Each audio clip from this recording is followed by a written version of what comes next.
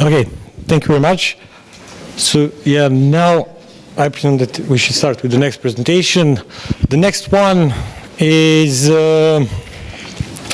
development and testing of the reinforced wooden windows. It's presented by Uroš Tatić, that's me, former one of the organizers of this conference and now the employee of the company that's dealing with the wooden windows. And just as a small introduction, we'll start with the windows in general. How we in the company are what we're trying to figure out, where Windows going, what was happening to the Windows, through the history, and what we figured out the first step for the Windows was 17th century, when the Windows were quite small size, without any isolation and anything. And when we go back there, this is the first known window in the history. This is the year, it's thought that it predates this year, it's not exact year that it is known, and it is a wooden window basically, just a hole in the wall fixed with a piece of wood. When we go a bit further into the future, where in the time between 17th century and 1954, there was the glass that appeared, so the one layer glass starts to appear on the windows. Windows had a function to be open or closed depending on what you need, and there was some isolation. It was poor isolation, but it was first steps of trying to isolate something. 17th century, we still don't have any photos of anything. We have just the paintings, and you can see how it was looking at that moment. When we go a bit further, at the 18th century, we have a bit bigger windows, but still the issue was how to create the big glass pieces, and the windows were created as a small glass pieces combined together to create one big window. And this is some urban, you can obviously see that it is urban area. Then we go to the 19th century, the appearance of the first cameras, and we have the first photos of how it was looking. Again, small pieces of glass connected with a lot of wood cross beams to create bigger surfaces. It was 19th century, and still that was the moment when people figure out, okay, we want to do something bigger, we want to create something different. I want my house to be different than your house. I want something better. And then we have first oval-shaped windows. So it was, for that moment, it was the design that was quite famous, quite popular. It was something that was trying to be done. The glass surface is becoming bigger and bigger, as you can see on both top and the bottom. And then we are coming to the period between 54th and 2018. So the thermal isolative glass starts to appear. That is the big influence. Then the good sealing materials and good sealing procedures are starting to appear on the market. There is quite an increase in size with every new years and every new demands and every new architect that is coming on.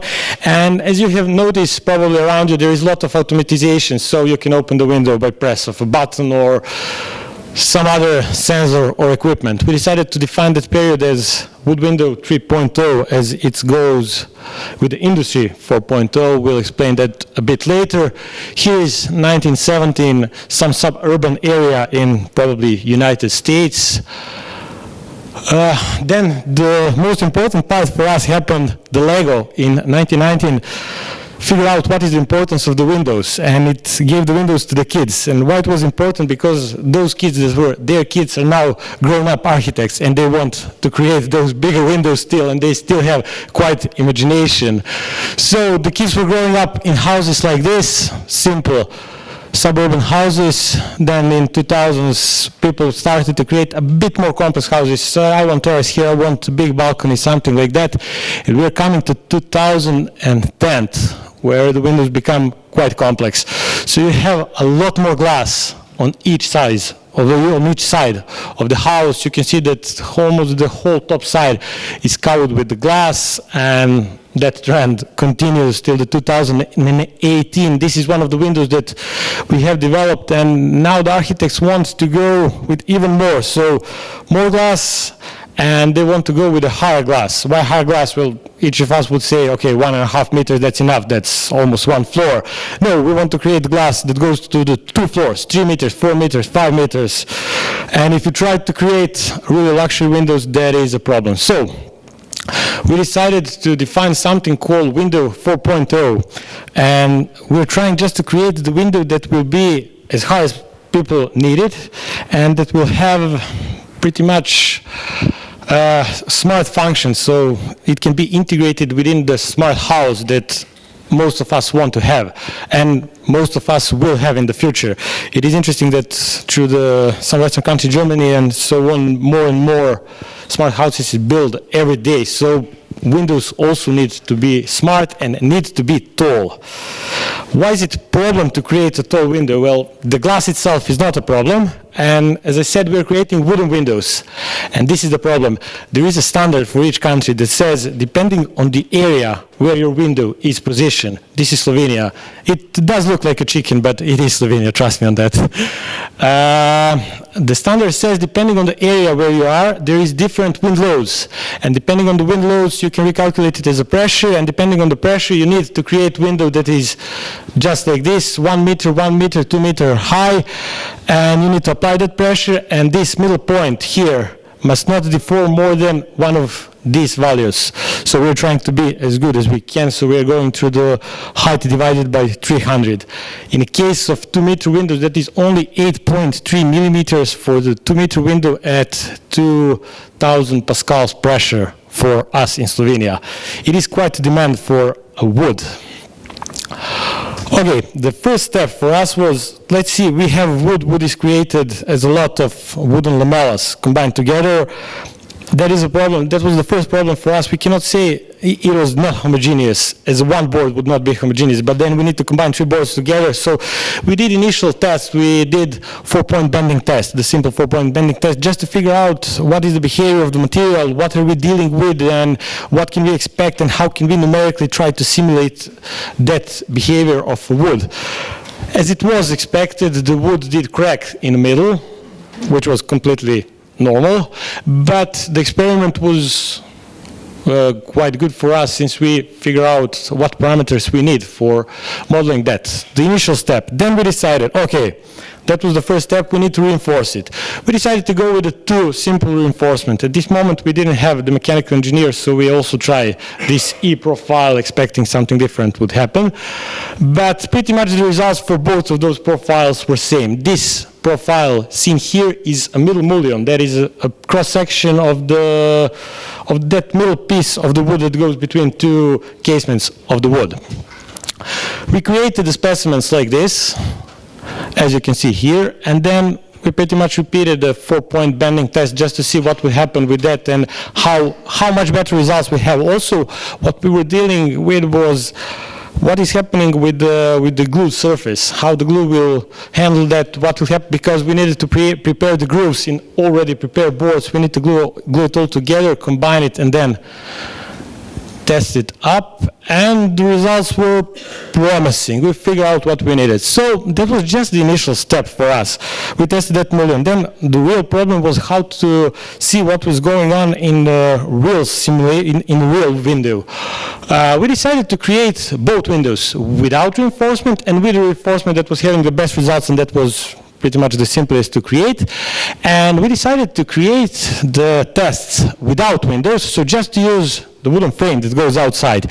Then we decided to add wooden casements without glass, then to open one, then to open the other one, and then to test it on the whole window. Now, this does look a bit complex, and why were we going back and forward? We wanted to have the parameters of each piece that we're adding to the numerical model, because the final task for us was not to simulate that 2-meter model. We can test that one out, but the issue was how to create the 5-meter model. And we wanted to have more data just on the behavior, so we can go numerically on the bigger heights and say, okay, it will work really in real life. You can see examples of how it was done, and you can see here the tests that were performed. Those are the results. The blue line shows the pressure here on the right, and also here on the right, and then on the left side you can see the deformation. As expected, the deformation was highest in the middle. We also measured the deformation at the top and the bottom, just 10 centimeters from the top and the bottom. And we got this, quite a deformation, around 6 or 8 millimeters at the top and the bottom. It was pretty similar for the top and the bottom. At the first moment we thought, okay, it must be a mistake, the wood is deforming, we didn't position sensors right. That is quite a lot of deformation for the top and bottom compared to the middle of the section, but later on we figure out what was the problem. We created the first model, the first numerical model of that, thinking that we know everything as it goes with engineers, and we got the deformation of only 11 millimeters in the middle. So that was for us the step, okay, something is going terribly wrong. And sadly, I was the guy in charge for that, so it was what is going on wrong. We figured out the wrong is that we thought that the glue surface is really tight constrained, and it's not. We cannot consider any connection with the dowels, especially with the wood as a tie. So we created a new model. We created a new model with the dowel pieces where we simulate only the glue surface between the dowel and one piece of a board, and not between two pieces of the board, so the bottom and the mullion. And we noticed something interesting going on in the numerical model. We noticed that something is happening with the dowel, and there is quite a deformation at the top and the bottom of the window. So this is also the scale factor of 20, so you can see it better. We figure out that that there is significant deformation at the contacts, and that is what gave us that 4 and 8 millimeters displacement in the first test. Okay, it was good. We figured out something was going on. We created new numerical models, and we got pretty much the similar results as it was with the experiment. Then we tried to add the simulations with just adding a piece of aluminum in the middle, a piece of steel in the middle, through the whole model, and piece of steel in the middle. We got the results that the more reinforcement you add, basically you're getting the better results, but still you're having the deformation caused at the contact area, which was a problem. Okay, so then we stop and say, okay, what can we do to solve that contact area, and what can we do to solve that glue area without having some really high costs and some complex production? And we figure out that we can basically do a simple thing. We have the mullion that goes to the bottom and the top beam, and we can just say, okay, let's put it through the whole beam as this. Okay, what would we have with it? Well, if we add it like this is the enlarge that area, we can position dowels in this direction, and in that way we can prevent rotation and the moment at the top and the bottom. So basically, by just rearranging our elements in the wooden window, we figure out that we can add stiffness, we can redistribute the stress from one dowel to a bit bigger surface area where it was contacted. We can transform the load from lateral, from the axial to the transversal for the dowels, and we can still maintain the same number of price, and by that we can same number of pieces, and by that pretty much the same production cost as we're having right now, which is always an issue. And this is the calculation that we did after that with rearranged dowels, and we got the decrease of deformation by 43%, of course numerically. Then the fun part starts, and sadly we do not have enough time now to go into the more details of further investigation, but there is also the ECF conference next year, 2 years from now, and yeah, we hope there to see you again and give you more insight about the cracks that start to appear by doing this type of design. Another thing that we have a couple of minutes, I would like to say, another thing that was quite complex for us to model was modeling of the 3-layer window. Why? Because each layer of the windows is filled with a different gas, and the gas is under the pressure depending on the altitude on where the object will be installed. So when you apply the wind load to the one side of the glass, it goes through that pressure to the next layer and next layer. And trying to simulate that was also important part for us, because it helped to redirect the load from the wind to the wooden pieces and give us better insight on what we can expect with the real-life scenarios. So I would like really to thank you. This is one of the objects that we did work on really seriously. I would like to thank you, and I would like to call right now my quite good colleague and friend who will give you the next paper based on this same problem, but with the name of influence of the glue-in reinforced profiles into the thermal characteristics of wooden window profiles. It's Barbara Šubic. Thank you very much.